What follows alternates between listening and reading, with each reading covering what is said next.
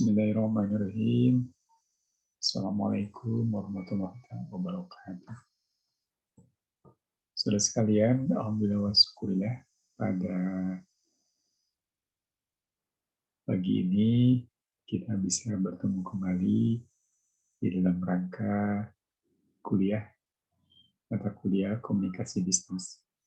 Pertama-tama kami dari pengampu mata kuliah mengucapkan minal aidin wal faizin, taqabbalallahu minna wa minkum, siyamana wa siyamakum.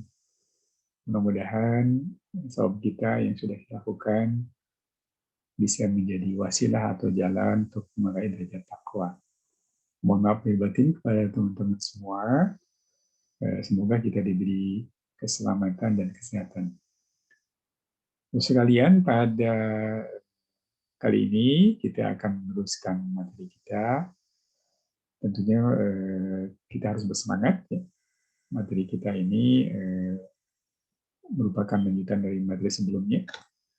Dan kita ketahui bersama bahwa komunikasi bisnis itu satu materi yang sebetulnya memiliki relevansi ya untuk teman-teman itu tidak hanya pada saat ini, tapi barangkali nanti ketika teman-teman mencoba untuk berkiprah ya di dalam dunia kerja. Ya. Nah, materi kali ini berkenaan dengan materi wawancara dan presentasi bisnis ya.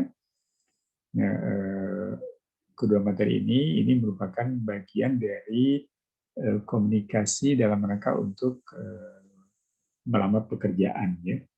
Jadi kalau sebelumnya mungkin teman-teman sudah disampaikan ya komunikasi tentang pekerjaan itu. Pertama kemarin kita berkaitan dengan penulisan surat lamaran ya.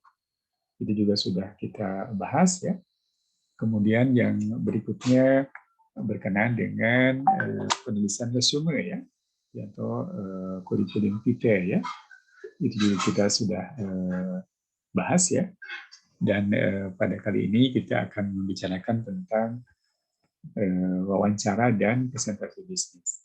Nah, dua materi ini menjadi penting ya. Kenapa? Karena khususnya wawancara ya. Wawancara itu menjadi bagian tahapan berikutnya setelah kita membuat lamaran pekerjaan dan katakanlah menyusun resume ya. Jadi resume itu juga itu suatu bagian dalam rangka untuk melengkapi ketika kita ingin melamar suatu pekerjaan. Baik, kita akan mulai ya.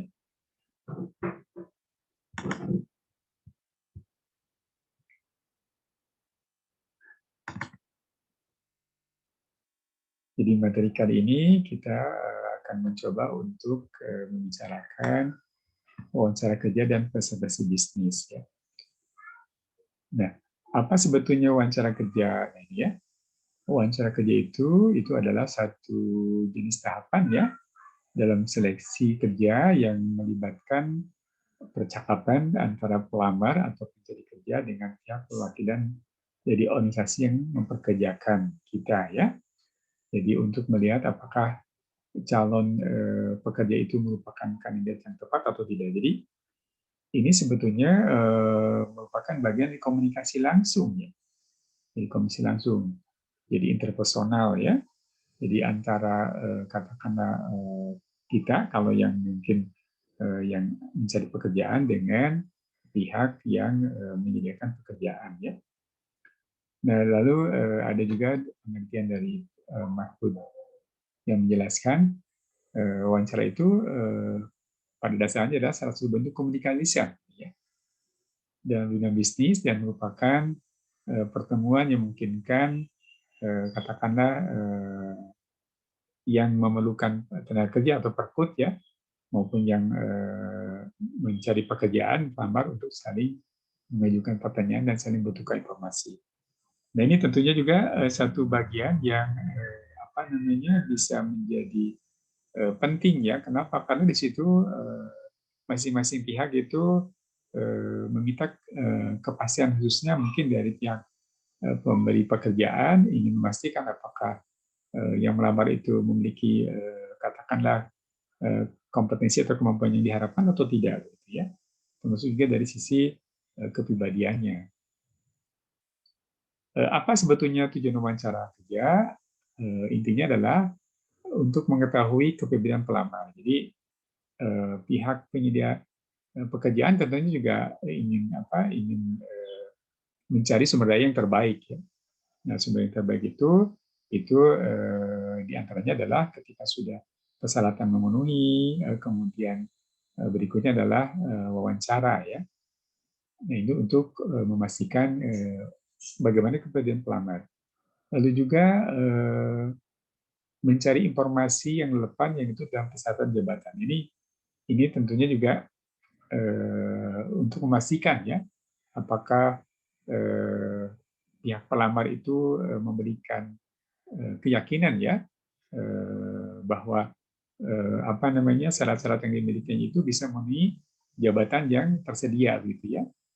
Kemudian juga mendapat informasi tambahan yang dibutuhkan bagi jabatan dan perusahaan. Ini juga sebetulnya menjadi bagian penting juga, terutama terkait dengan bahwa bagi perusahaan, ya, bagi perusahaan ketika misalkan ada sumber daya yang relatif katakanlah di atas harapan, itu juga akan memungkinkan terpenuhinya kebutuhan bagi perusahaan, ya.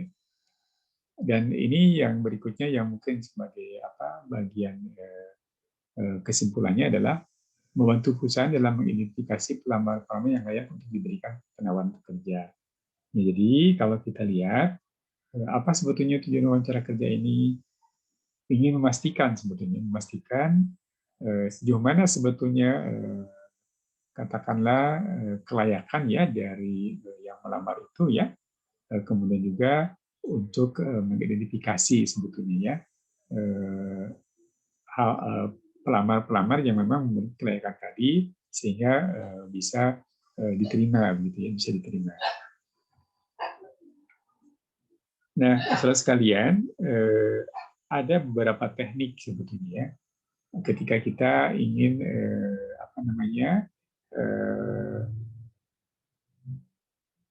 melakukan wawancara kerja, ya, atau katakanlah kita itu difasilitasi dengan wawancara kerja. Pertama adalah wawancara kerja sifatnya umum atau tradisional, ya. Ini wawancara kerja tradisional itu di mana wawancara kerja ini menggunakan pertanyaan-pertanyaan yang sifatnya terbuka, ya. Misalkan, mengapa Anda ingin bekerja di perusahaan ini? Lalu ini tentunya juga hal yang sangat umum, ya. Jadi ini meminta kepada pelamar pekerja itu, ya, katakanlah kalau kita menjadi pelamar itu, sebetulnya apa yang menjadi latar belakang, ya, kenapa kita itu ingin bekerja di perusahaan itu, gitu ya.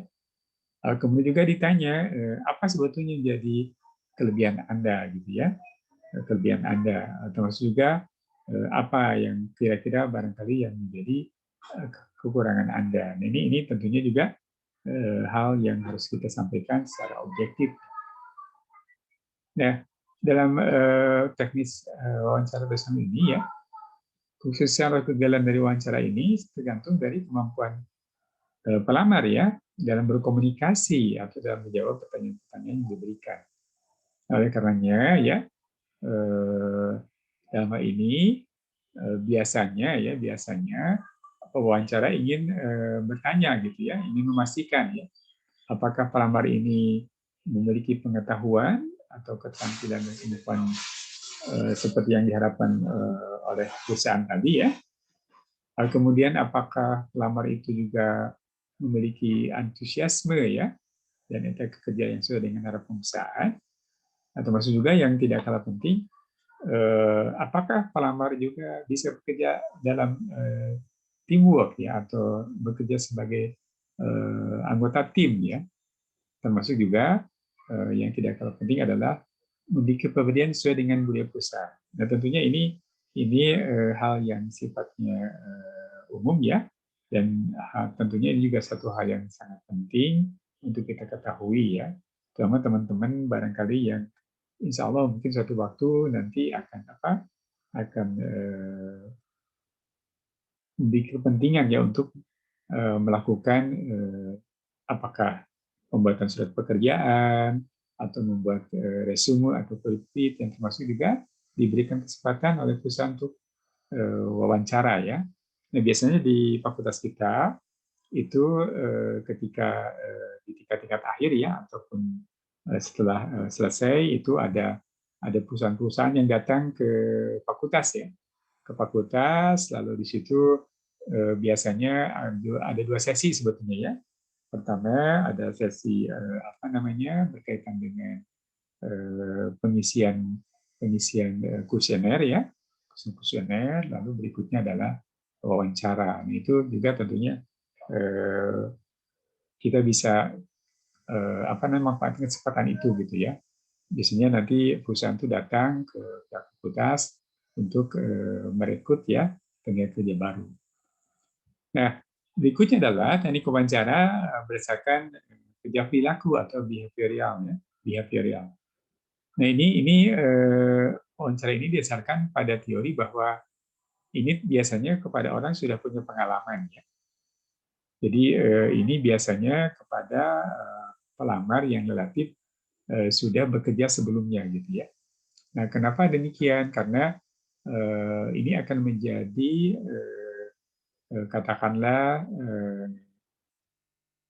ramalan ya untuk katakanlah dari sisi perusahaan itu bisa meramalkan ya dari potret sebelumnya gitu ya. Nah, ini sering digunakan pada level apa? Level manajerial ya. Jadi level pimpinan ya, atau katakanlah level-level yang dianggap memiliki nilai strategis ya. Nah, ini biasanya pertanyaannya itu berhubungan dengan coba ceritakan ya pengalaman Anda ya ketika bekerja di perusahaan sebelumnya atau ketika bekerja di bidang-bidang yang sudah digeluti ya. Kemudian apa yang menjadi keberhasilan dan kegagalannya seperti apa gitu ya. Nah, termasuk juga contoh-contoh yang dilakukan oleh pelamar ya yang berkaitan dengan kegiatan-kegiatan atau proyek-proyek yang sudah dilakukan. Jadi ini tentunya akan menjadi dasar bagi bagi perusahaan karena ini menjadi poin penting ya untuk untuk memastikan apakah dari pengalaman tadi itu bisa diprediksi tidak bahwa orang yang melamar ini bisa ditempatkan pada level pimpinan terus juga kepribadiannya ya. Nah, dalam wawancara kerja perilaku ini pelamar bisa menggambarkan situasi yang terjadi saat itu ya. Jadi karena ditanya tadi ya, pengalaman sebelumnya seperti apa. Kemudian menceritakan hasil yang dicapainya seperti apa ya. Nah, kemudian juga menjelaskan tindakan-tindakan yang diambil untuk merespons situasi yang terjadi ya. Dan termasuk yang tidak kalah penting ini bisa tidak mengambil pelajaran ya dari kejadian tersebut. Nah, tentunya ini juga harus didasarkan kepada kejujuran ya, kejujuran. Jadi bukan didasarkan kepada sesuatu yang tidak terjadi ya, harus didasarkan kepada yang terjadi. Nah, dalam kaitannya dengan teknik wawancara yang sifatnya kerja perilaku ini ya, ini biasanya teknik yang paling sering digunakan itu ya, itu pertama adalah teknik situasional atau problem ya, atau tugas ya. Nah, ini biasanya pelamar itu ya diminta untuk menggambarkan situasi yang terjadi ya, atau tugas-tugas yang dilaksanakan pada masa lalu secara spesifik ya, rinci dan mudah dipahami oleh wawancara. Misalkan ya, silakan ceritakan pada kami kapan Anda mengalami situasi yang sangat tidak menyenangkan dan bagaimana Anda berhasil keluar dari situasi itu ya. Atau juga misalkan ceritakan pada saya atau pada kami bagaimana bisa meyakinkan ya klien ketika Anda melakukan presentasi gitu ya. Kemudian bagaimana cara Anda menyelesaikan konflik dan berikan contohnya. Bisa tidak Anda ceritakan keputusan sulit yang pernah dilakukan dalam setahun ini? Nah, pertanyaan-pertanyaan ini mengacu kepada problem atau tugas ya atau situasi gitu ya. Tugas yang barangkali bukan tantangan, situasi yang barangkali sulit ya, atau juga masalah yang mungkin susah dipecahkan. Nah, ini pertanyaan ini tentunya menjadi satu kunci juga ya untuk perusahaan. Kalau misalkan kita menyampaikan informasinya secara utuh, kemudian kita juga bisa memberikan keyakinan kepada pihak perusahaan yang ingin kita lamar ya, itu akan menjadi poin penting bahwa kita bisa memberikan keyakinan pada mereka. Nah, kemudian yang kedua adalah teknik tindakan. Ini biasanya solusi ya. Pelamar dimintakan untuk menceritakan tindakan-tindakan yang diambil dalam menghadapi situasi masalah atau tugas yang terjadi ya. Nah, tentunya di sini pelamar bisa memfokuskan ya pada upaya-upaya pemecahan masalah, termasuk juga solusi-solusi yang terbaik yang bisa kita lakukan. Nah, itu jadi konteks yang pertama adalah cara pendekatan konvensional atau tradisional itu biasanya bertanya tentang apa yang menjadi kelebihan dan kekurangan kita. Lalu yang kedua itu adalah berkaitan dengan pendekatan kerja perilaku atau behavioral didasarkan kepada pengalaman sebelumnya. Nah, ini ada dua teknik biasanya dihadapkan pada bagaimana menghadapi situasi-situasi ya yang krusial atau katakanlah yang dianggap kritis gitu ya, tapi juga memiliki impact yang signifikan atau yang sangat kuat begitu ya untuk kemajuan usahanya atau sebaliknya ya yang bisa katakanlah membuat situasi yang tidak kita kendaki gitu ya. Lalu yang kedua adalah berkaitan dengan bagaimana kita itu bisa memberikan solusi-solusi. Ini juga biasanya akan ditanyakan ya ketika kita itu tekniknya adalah wawancara kerja perilaku. Tapi juga sebetulnya bisa aja kombinasi ya. Jadi bisa aja kombinasi sebetulnya. Jadi tidak dua itu juga bisa berbarengan ya ketika bagaimana sebetulnya kelebihan kekurangan termasuk juga apa yang jadi pengalaman. Cuma yang pengalaman tadi itu biasanya kepada apa? Kepada pelamar yang ditempatkan pada level manajemen ya, di level pimpinan gitu. Nah, saudara sekalian, tadi di awal itu dijelaskan bahwa dalam wawancara ini tidak serta merta apa namanya pengalaman kita ya atau kurikulum kita ya, tapi juga yang dinilai ada aspek kepribadian. Nah, oleh karenanya di sini mohon diperhatikan ya. Pertama kita harus perhatikan penampilan fisik ya, lalu juga gerik atau katakanlah bahasa nonverbalnya ya, dan sopan santun ya, kemudian nada suara ya, lalu juga rasa kepercayaan dirinya ya, kemudian inisiatifnya. Nah, ini biasanya nanti ada apa namanya ada psikotes sebetulnya ya, lalu bagaimana kebijaksanaannya, kemudian tingkat ketanggapan dan kerjasama ya, termasuk juga ekspresi wajah, kemudian kemampuan berkomunikasi, sikap terhadap pekerjaan, dan juga selera humornya. Jadi memang dalam wawancara ini tidak serta merta apa namanya bahasa verbal sebetulnya ya, tapi juga non verbal termasuk juga katakanlah ada tidak sisi-sisi yang barangkali juga bisa memberikan pencerahan pada yang lain. Itu terkait dengan selera humor juga. Nah, hal yang harus diperhatikan dalam wawancara ini, pastikan Anda sudah tahu tempat wawancara dan datang tepat waktu ya, datang tepat waktu. Ya. Kemudian pelajari posisi kerja dan perusahaan. Jadi ini kita harus ketahui ya. Lalu kita bersikap yakin dan tenang, gitu ya. Kemudian siapkan sertifikat dan surat-surat penghargaan bila ada. Ini juga kita harus siapkan ya dengan baik ya. Nah, gunakan pakaian formal, bersih dan rapih ya. Kalau tidak diberikan informasi tentang pakaian ya, kita harus memakai pakaian yang katakanlah sopan ya, sopan gitu ya. Sopan dan sesuai dengan konteks situasinya gitu ya, yang resmi ya. Kemudian kita menunjukkan minat dan kesungguhan. Dan juga yang tidak kalah penting ini mohon pengertian ya, jangan memotong kalimat wawancara ya. Jadi kita harus sabar ya, harus sabar mendengarkan ya. Dan juga jangan mengkritik atau menjelekkan atasan Anda ya, ketika Anda bekerja menjelaskan pada pengalaman sebelumnya ya. Nah, lalu akhiri wawancara dengan menanyakan apa yang akan dilakukan berikutnya oleh Anda ya, oleh Anda ya. Jadi apa sebetulnya harus dilakukan untuk tahap berikutnya ya. Dan yang tidak kalah penting, ini ucapan terima kasih ya. Ucapan terima kasih atas kesempatan yang diberikan ya kepada pewawancara dan juga atas waktu yang diberikan. Nah, hal ini tentunya menjadi bagian yang sudah perhatikan ya. Jadi kita harus perhatikan dari sisi ketepatan waktu kita, jangan terlambat, gitu ya.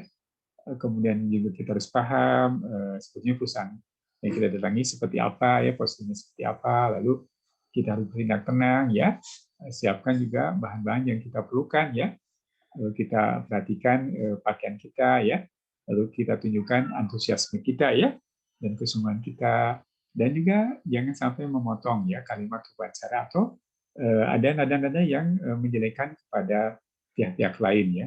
Dan terakhir adalah kita akhir wawancara itu dengan menanyakan apa sebetulnya tahap berikutnya yang harus kita lakukan dan ucapan terima kasih. Saudara sekalian, itu barangkali terkait dengan wawancara. Jadi wawancara ini satu bagian penting ketika teman-teman nanti ya sudah memastikan membuat surat lamaran pekerjaan, lalu sudah menyiapkan kurikulum vitae-nya sebagai syarat untuk katakanlah kelengkapan administrasi ya, termasuk mungkin nanti berikutnya adalah sesi wawancara ya, ketika kita sudah memenuhi administrasi. Nah, di bagian kedua kita akan membahas tentang presentasi ya, atau pemaparan bisnis ya, presentasi bisnis ini. Nah, ini sebetulnya bisa merupakan bagian tidak terpisah juga sebetulnya ya dari wawancara, ketika biasanya ini di level katakanlah dudukannya adalah manajer ya, atau manajerial ya. Ini biasanya melengkapi wawancara yang sifatnya tadi berdasarkan kepada behavioral atau teknik perilaku sebelumnya ya.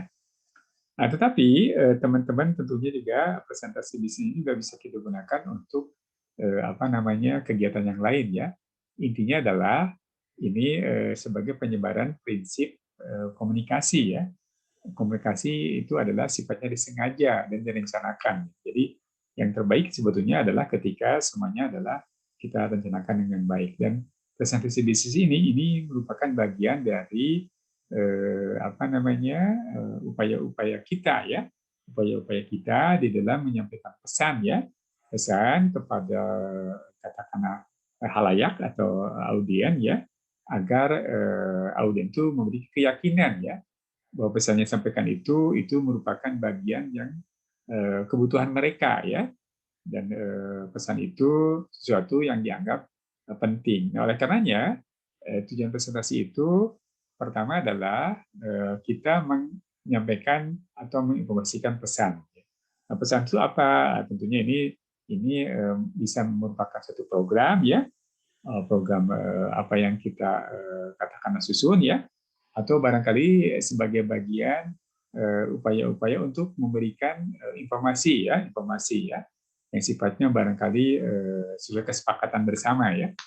Tapi tidak kalah penting juga bisa tidak sifatnya menghibur ya. Nah, menghibur itu artinya walaupun ini sesuatu yang sangat urgen atau penting atau serius ya, tapi kita tidak mengajak ketegangan gitu ya. Kita tidak mengajak ketegangan, tapi artinya bahwa pesan yang disampaikan itu bisa diterima dengan sangat nyaman.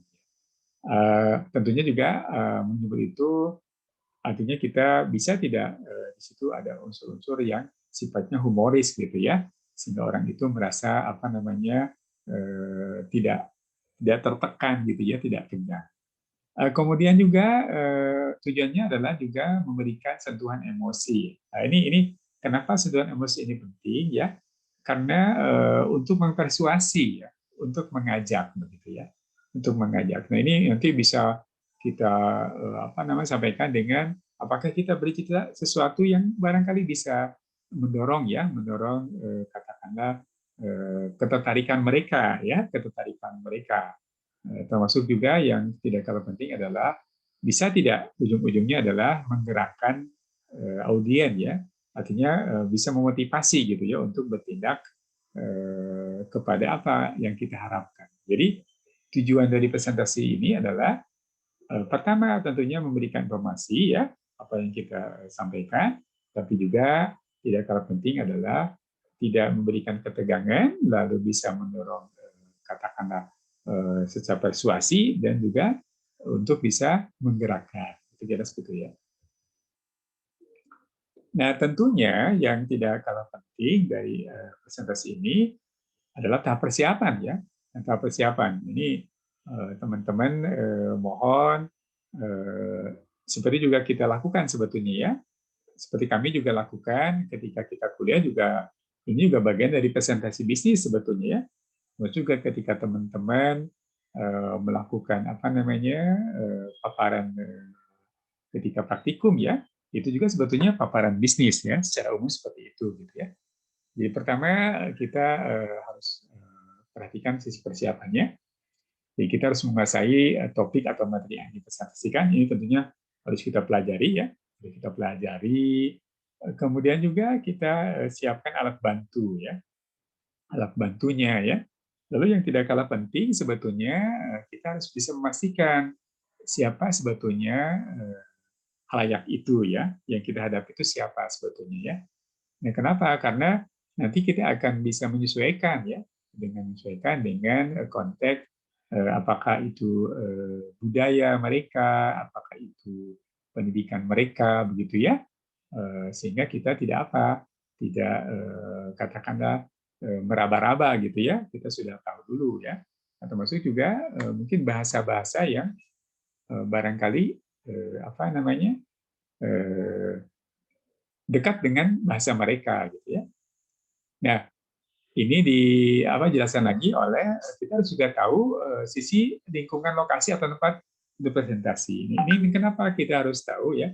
Ini juga supaya kita nanti bisa untuk menyesuaikan ya, menyesuaikan. Apakah mungkin ini mohon maaf ya kalau misalkan kita itu ada di pelosok atau di daerah, nah tentunya juga kita harus menyesuaikan ya ketika kita apa namanya mempresentasikan sesuatu, tentunya kalau misalkan di situ tidak ada sinyal-sinyal frekuensi internet, ya kita jangan memaksakan gitu ya dengan online sifatnya ya, tapi kita harus dekati dengan pendekatan-pendekatan yang lain gitu yang sifatnya langsung. Baik. Nah, dalam persiapan penguasaan topik atau materi ini tentunya harus secara apik ya, harus secara apik kita siapkan ya. Kenapa demikian? Karena ini akan memberikan citra ya kepada kita gitu ya. Kalau kita tidak menguasai materi, tentunya juga akan dipersepsi kurang bagus gitu ya. Dan tentunya juga ini akan mengurangi ya antusiasme dari audien gitu ya, audien.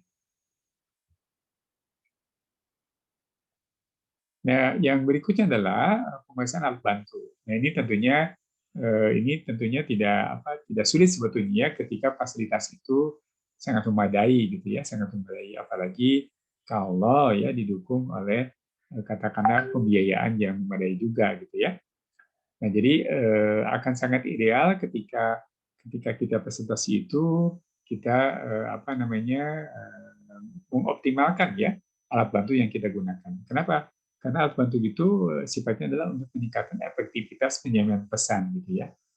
Untuk meningkatkan efektivitas penyampaian pesan. Jadi kalau misalkan teman-teman nanti ya presentasi terkait dengan data, kita mungkin akan membuat bagan begitu ya.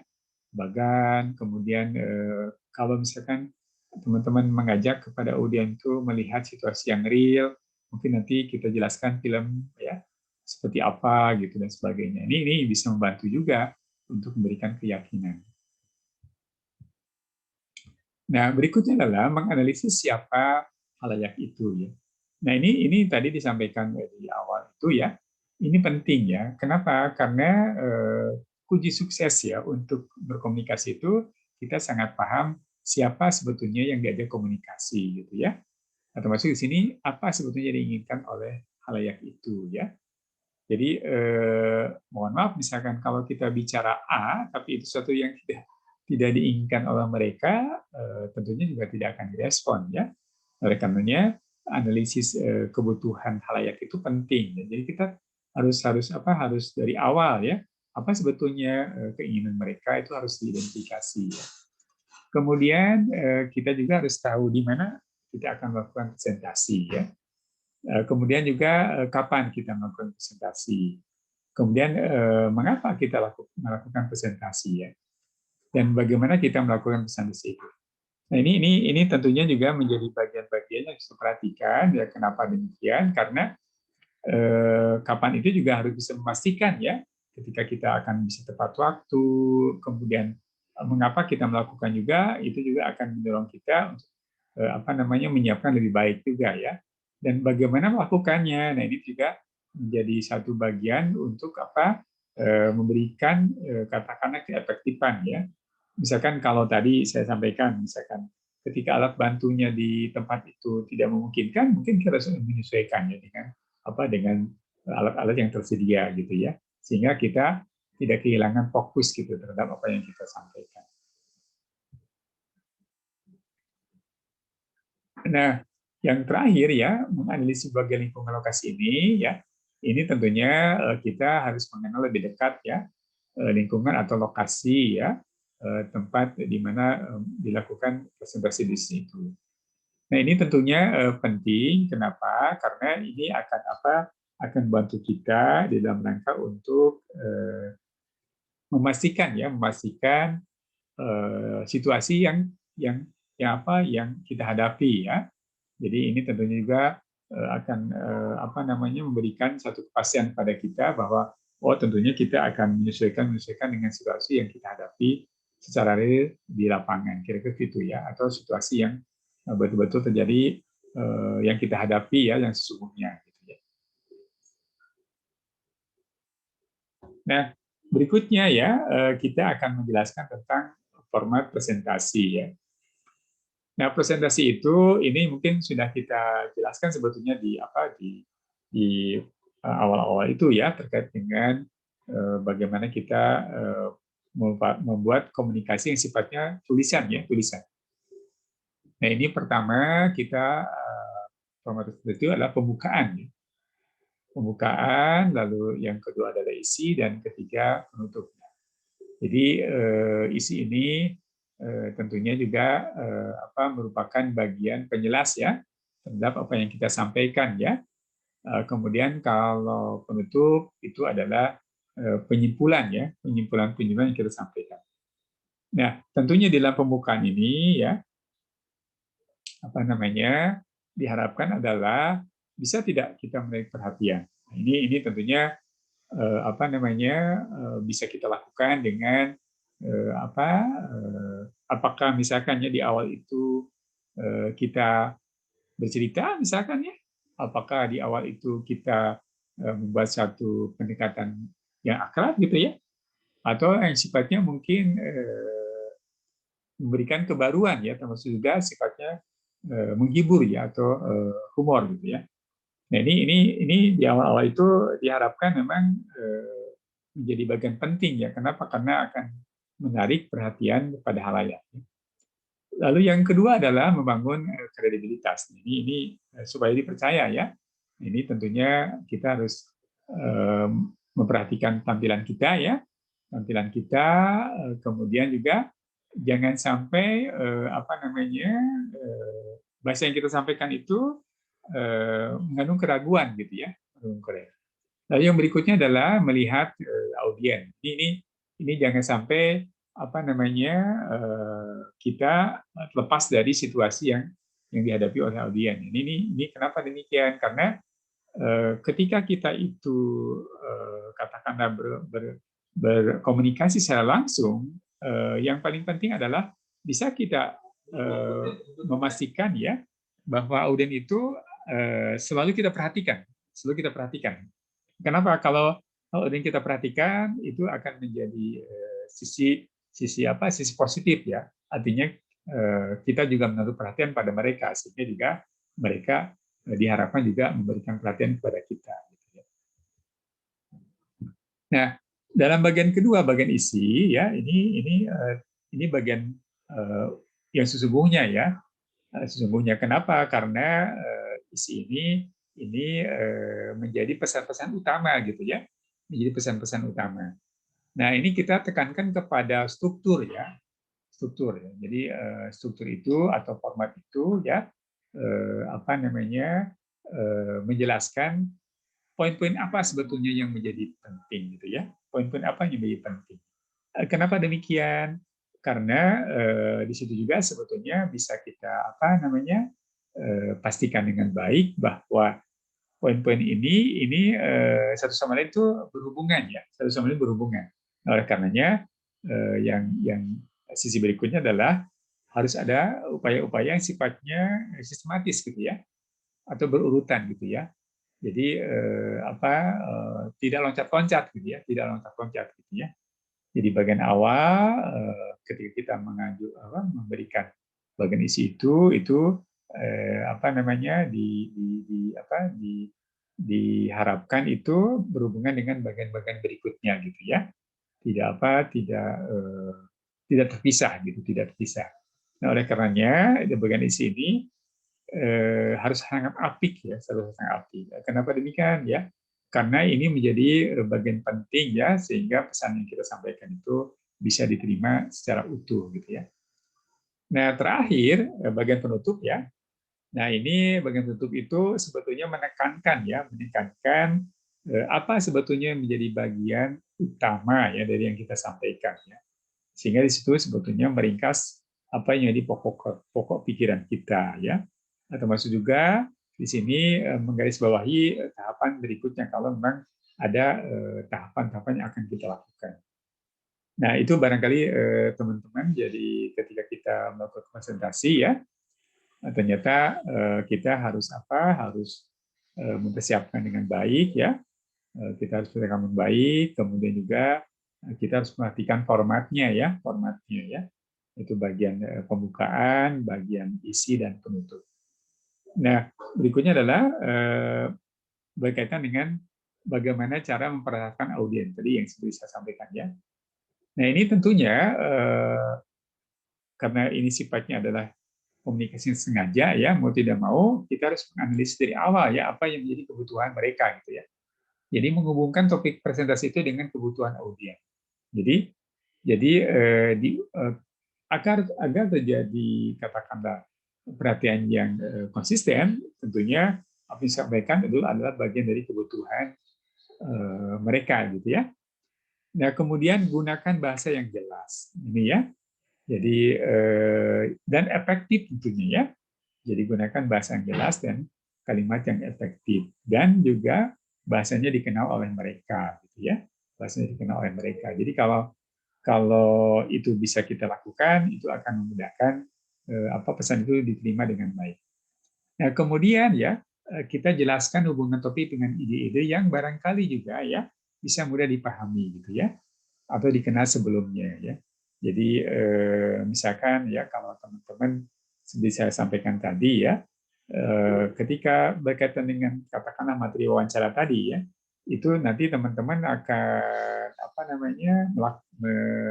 melaksanakannya ketika misalkan ya di akhir-akhir semester ataupun setelah selesai ya, dan di kita itu nanti akan ada perusahaan sebetulnya yang datang. Nah, itu sebetulnya menjelaskan pada kita bahwa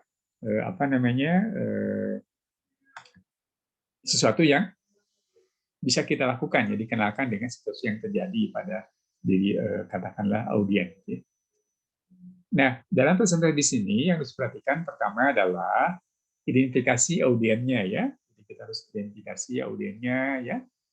Kemudian yang tidak kalah penting sebetulnya kalau teman-teman mempunyai waktu ya, berlatih gitu ya, berlatih. Nah, ini tentunya berlatih ini akan memudahkan kita juga tentunya di dalam kegiatan presentasi. Lalu perhatikan batas waktu presentasi ya. Kemudian perhatikan intonasi dan pilihan kata gitu ya.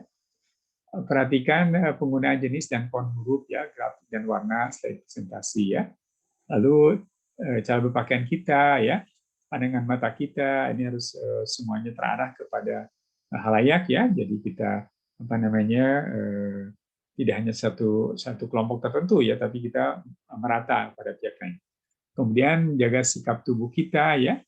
Kalau buat pokok-pokok pikiran presentasi dan bersikap tenang ya, juga positive thinking, juga percaya diri. Nah, ini hal-hal yang barangkali jadi bagian penting untuk kita lakukan. Nah, terakhir teman-teman, ini ada tugas. Nanti mohon buat teman-teman mengenai presentasi bisnis ditulis tangan, lalu dibuat dalam PDF dan diunggah di tempat paling lama tanggal 26 Mei. Itu saja barangkali yang bisa disampaikan. Jadi pada apa namanya sesi ini kita sudah memperoleh dua materi ya. Pertama adalah wawancara ya. Yang kedua adalah presentasi bisnis ya. Wawancara ini merupakan tahapan apa namanya akhir ya dari ketika kita melakukan lamaran pekerjaan, lalu lamaran pekerjaan itu kita membuat katakanlah resume atau riwayat hidup ya, dan itu nanti setelah diverifikasi ya, administrasi oleh perusahaan itu biasanya akan dilakukan wawancara ya. Nah, wawancara ini tadi ada dua hal sebetulnya ya. Teknisnya ada wawancara yang sifatnya konvensional atau tradisional, jadi itu akan ditanyakan apa sebetulnya kelebihan dan kekurangan kita ya. Lalu yang kedua adalah wawancara dengan melihat teknik perilaku ya atau behavioral. Nah, ini biasanya di level manajemen ya. Dan kedua ada presentasi bisnis. Nah, presentasi bisnis ini berkenaan dengan upaya-upaya kita ya di dalam rangka untuk menyampaikan pesan ya, sehingga apa namanya audien itu memiliki keyakinan ya terhadap apa yang kita sampaikan dan bisa memahami dengan baik. Itu saja barangkali yang bisa disampaikan. Terima kasih atas perhatiannya. Wassalamualaikum warahmatullahi wabarakatuh.